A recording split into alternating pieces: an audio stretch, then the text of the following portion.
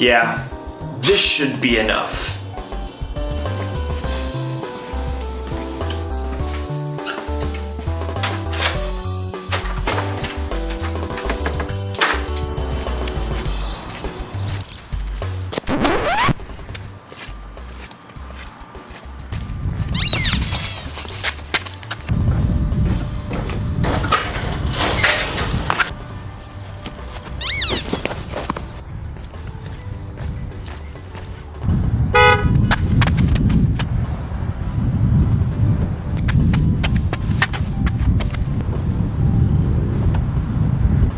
It's dangerous to go alone. Take this!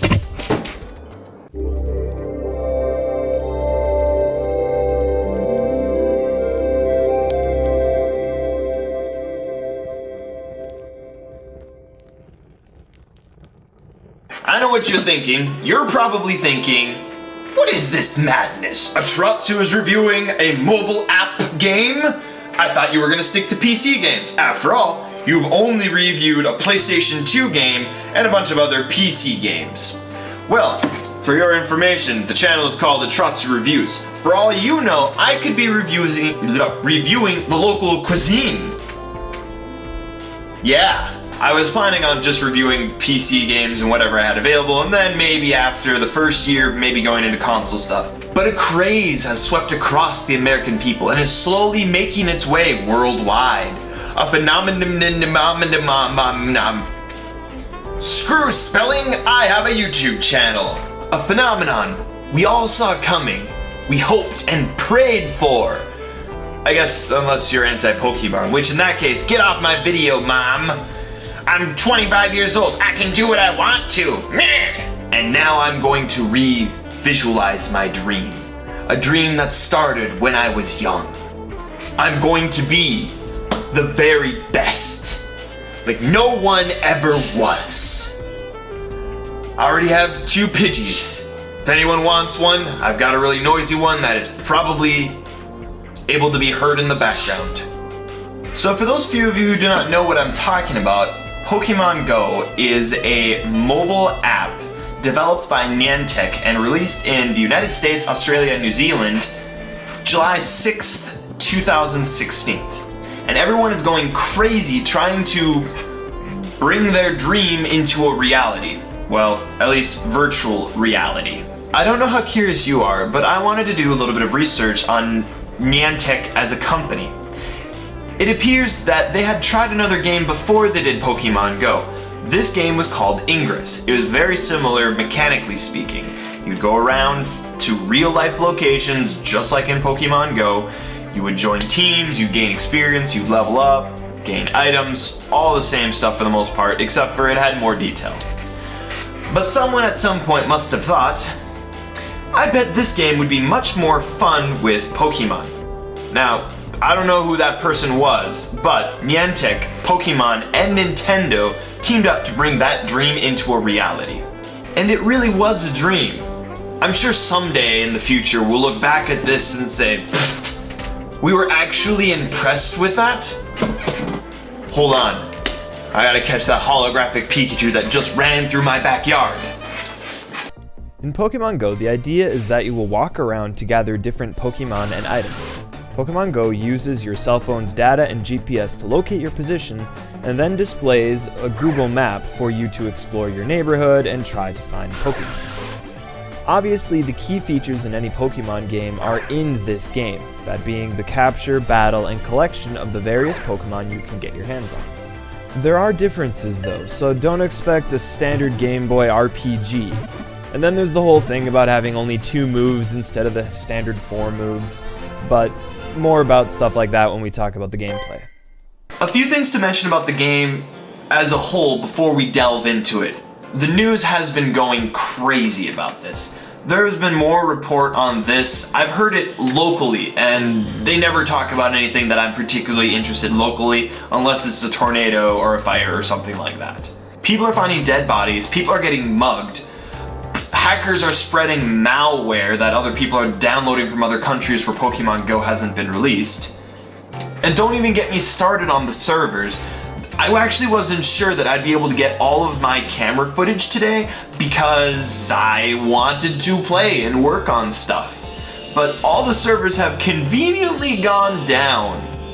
Well, I still had something to do this weekend. In Wyoming, a Pokemon Goer found a dead body while trying to find water Pokemon located near water. Apparently the victim died where he was found. But yeah, that's kind of messed up. The thing about this story is that like almost every news agency out there has reported on it. My favorite being from Ars Technica, who contacted the developers inquiring whether the game's physical location requirements may see an update in light of today's news. Like, what's Niantic supposed to say? Oh crap! Because of us, somebody found a dead body! Oh no! Point is, please play safe. Regarding safety, yeah. How you like that about the transition? I'm getting better at this. Not better at my English though. There was at least one guy who was robbed at gunpoint. Now, I don't know how many more of these are gonna happen, but this particular fellow, he was making a cigarette run to the local gas station, pulled out his phone, because he was at a Pokestop, why not? And got mugged, basically. Point is, like I said, don't know how many of these are gonna happen, but please do be careful. The best thing to do is to travel in groups. Be with several friends, don't be by yourself. The chances of something like this happening is far more unlikely if you just don't put yourself at risk by either being out that late at night, or if you are, be in well-lit areas with friends or family around. That's just gonna add to the safety. Stay away from any place that could potentially make you a victim. If public security isn't enough to talk about, there's the whole cybersecurity aspect of the game. And this can really go in two directions. When the app was first released, it had pretty much permission to see and do anything on your phone. There was an abnormal amount of power that the app had, but it was announced that Niantic will actually be revoking that and fixing it in a later patch. Actually, they might have done it for now, for all I know. Next, there's an element of fake Pokemon Go. Pokemon Go isn't yet available global wide. By the time that I'm done editing this, it might be global wide. Who knows? It's just every day there's something new, a new country that's been added. It's like the servers don't have enough to go on. Because of that, some people have taken to downloading Pokemon Go through third-party clients. The problems with that is that many of them are false. I can't speak for all of them, I haven't downloaded any, but I have seen enough reports that people are getting malware onto their phones because they're downloading these fake Pokemon Go. And if you get something like that, uninstall it, go through the uninstall steps.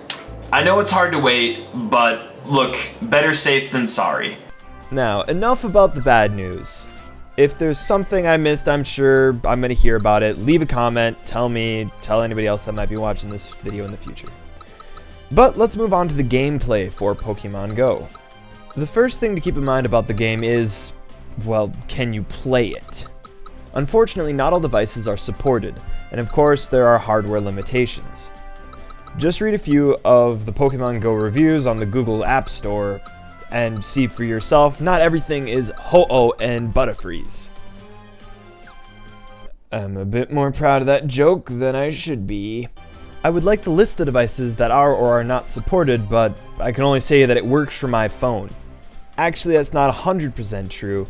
I can't use any of the AR mode, so I can't use my camera and look around my room and be like, oh, look at that, Jigglypuff is on my monitor.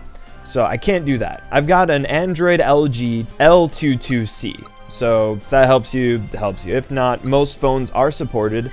A simple Google search for phones that work best with Pokemon Go will definitely get you farther ahead. Okay, so after you download the game, brace yourself for account creation time. This is the part that caused a lot of people problems early on in the game, because the servers were and are swamped. Funny thing is here, I wrote down for the script, I would think by this time the review is out that they would have this all sorted out and there wouldn't be any problems with servers. Funny story, I thought that it would be figured out by now. that I'm recording this, and I wonder if by the time I upload it, if it's still going to be having problems, because Nintex seems to be having a theme going here where they are not very good with making sure their servers are up during prime time. So yeah.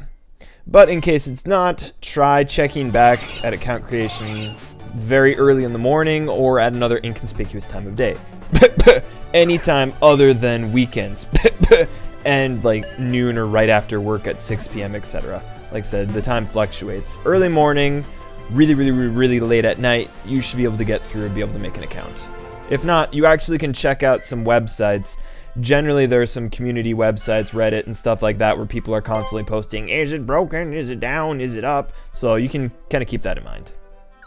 Alright, so you made your account. Next you get to choose some aesthetics. Yeah, blah blah blah. Professor Who's His Face, choose your gender, clothes.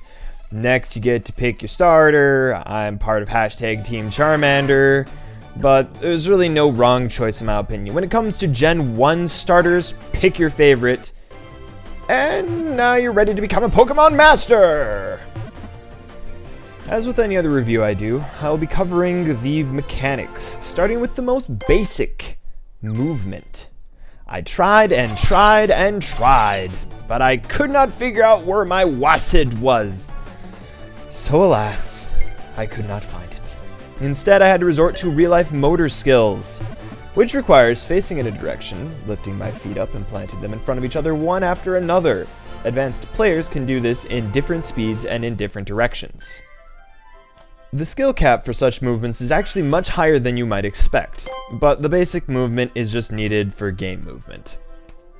Funny joke aside, Pokemon uses your phone's GPS and data to locate your physical location. You look at your phone to see where you are on the map, and then you physically move to the location you desire to explore. There are several different locations which visibly appear on your map. You have gyms where you can go and battle. However, you need to be a trainer level 5 before you can participate. Additionally, there are also Pokestops, which you can go to pick up items. These Pokestops are set over time. But you're better off visiting a location which has many of these Pokestops than waiting in the same Pokestop for it to reset. By the way, pro tip, finding a nice little loop that you can keep walking, that's the best, because then you can also hatch eggs! Another visible cue on the map is rustling grass, which indicates there is the location where there might be a hidden Pokemon. There might be one, there might not. The Pokemon just might play you for a fool. Regardless, your chances are at least higher at finding one there. Catching Pokemon is pretty straightforward. When you encounter a Pokemon, you tap on the Pokeball and then swipe up to simulate throwing the ball. Okay, before I get ahead of myself, you can turn on or off AR mode. Like I said, mine doesn't even work on my phone. While AR definitely makes you feel more real when you're capturing Pokemon, having it on is less convenient and generally makes catching more difficult. Plus, it uses up more battery life. There's a few strategies people have when it comes to capturing Pokemon. You can do the basic swipe, you can throw a curveball. Honestly, I'm not Gary Oak enough to throw curveballs, so I stick with the basic technique. I've also read up a few suggestions on Reddit, and they didn't work for me. I'm just Scrub Ketchup Face. See that circle that's slowly shrinking in the center of the screen? If you can capture a Pokemon when the circle is smaller and you get the Pokeball in it, you'll get bonus experience for your trainer, and a message will pop up saying, "Great!" The color of the circle also characterizes how difficult the capture will probably be. Green is easy, yellow is medium, red is difficult. There are also gradients in between each major color, meaning a yellowish green is tougher than a green, but not quite a yellow. There are a lot of items in Pokemon Go. I'm only going to cover a few of the most basic ones. Naturally, first off you have Pokeballs. These are used to capture Pokemon. There are various upgraded versions of these balls as well, Great Balls, Ultra Balls, etc. that you will unlock at higher levels. I wouldn't be surprised if there were eventually Lure Balls or other balls that we might see if Johto Pokemon are ever added to the game. Next up, you have Incense and the upgraded version, which is a lure module. These will draw out Pokemon from where they're hiding and lure them to you. There are eggs, which can be placed into an incubator, and then you need to run around long enough for them to hatch. You start out with one incubator. You can use that one infinitely. More can be purchased or unlocked from leveling that have a finite amount of uses. Each egg also has the distance that you have to travel until it hatches, so you can gauge how far you gotta go before an egg hatches. Next up, you have potions and revives. If you played any of the Pokemon video games, you already know what they do. But for those of you that don't, potions heal your Pokemon's HP, hit points. Revives bring them back to life after they have fainted in battle. Side note, it's kinda surprising that there aren't any Pokemon centers where you can go and heal up. I guess that increases the need for actually having potions and revives. Anyway, you have to do all your healing with potions after you're done with battling.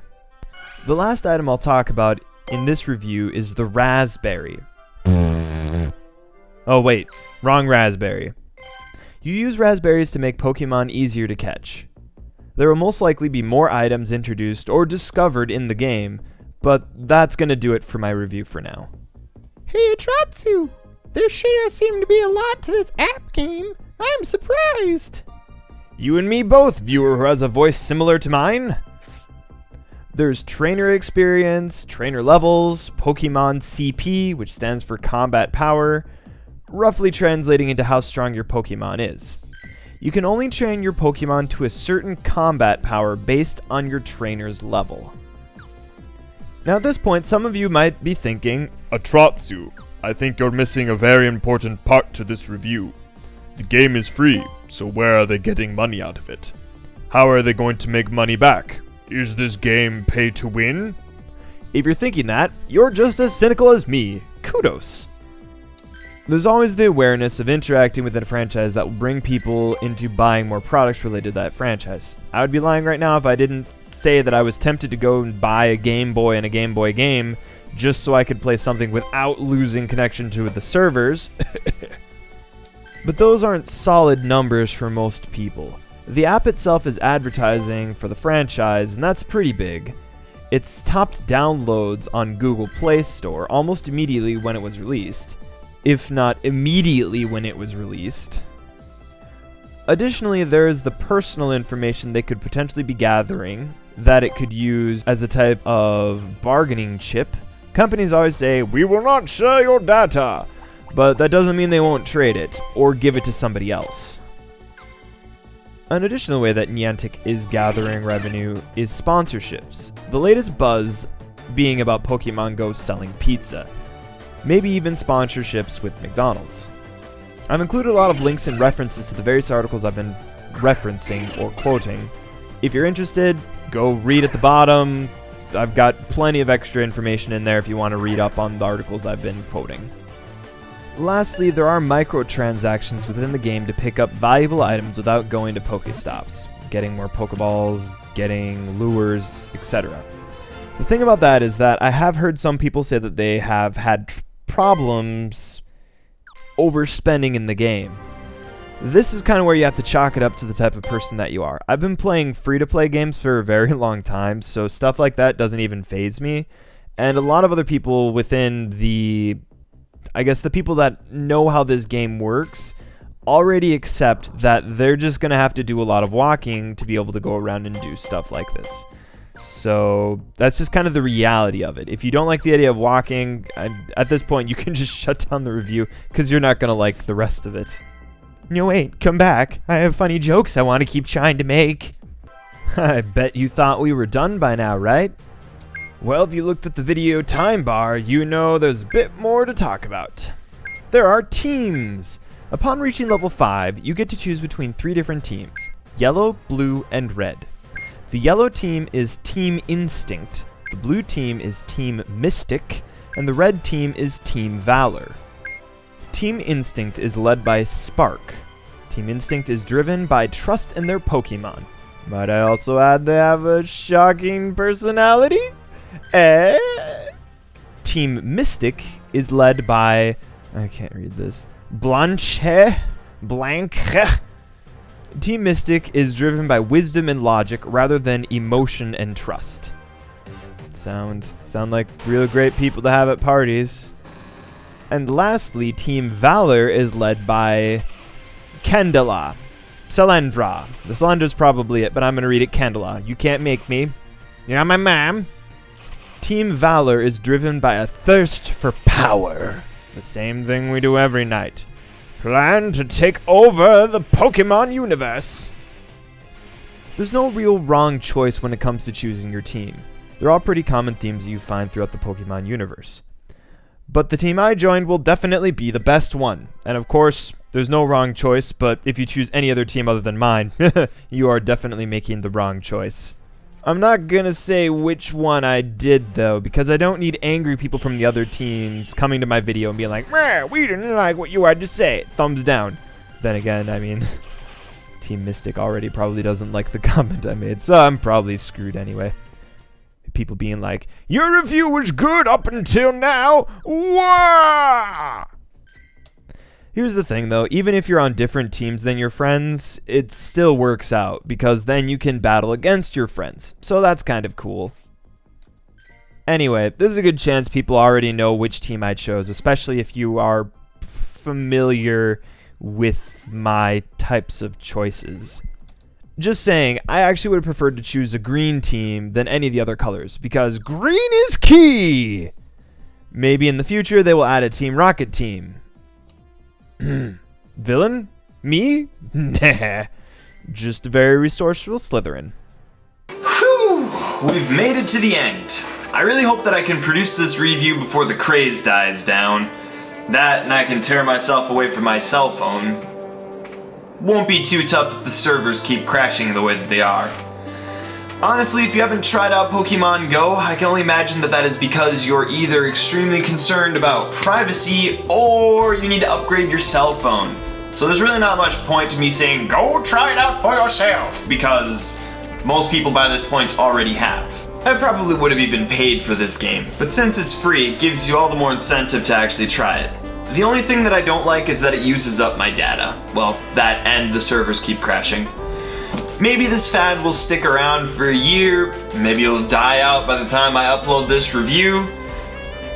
Imagine how cool it would be if we had different seasonal Pokemon, or they released additional generations to this thing. I mean, Cubone's already dressed up for Halloween, so I mean, it's just, where they could go with this would be fantastic.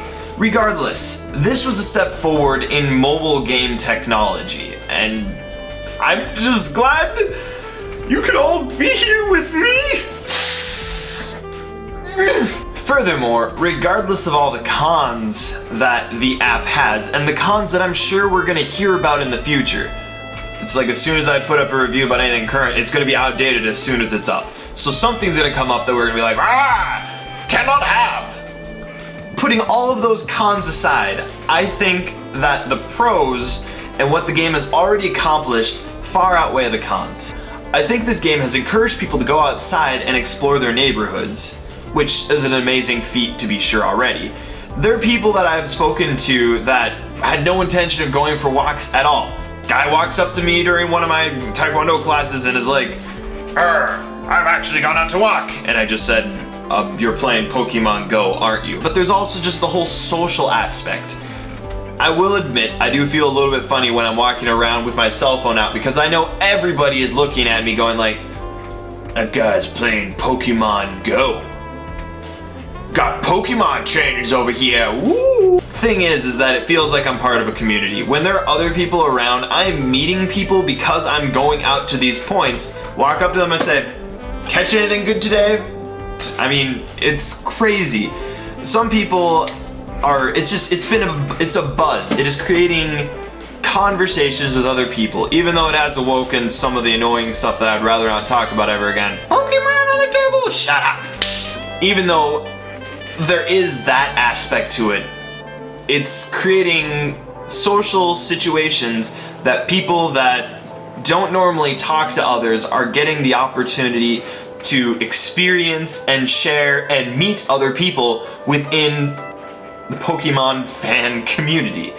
It's really fascinating how that works. Not only that, but I mean, I've talked to somebody who took over one of the gyms, and I was just kind of over in my apartment looking around and looking at the gym closest, and there's her Pokemon. her Snorlax taking over the gym. Just like I feel like a warm sense of belonging with just seeing that, me like, that's that person, they're still over there, they still have that gym. Just cracks me up. In closing, I would like to say, get out there and catch some Pokemon. Hey there, thanks for checking out my video. I'm fairly new to YouTube and I'm trying to review a large variety of games. I don't have a capture card yet, but more and more of my favorite childhood games are coming out on PC anyway, so the number of games I can review just keeps on increasing. If you liked this review, check out my last review. The last review was for Elder Scrolls 4 Oblivion, also known by me as Elder Scrolls of Oblivion because English is hard. Don't forget to like, comment, and subscribe for more content. As always, thank you for watching.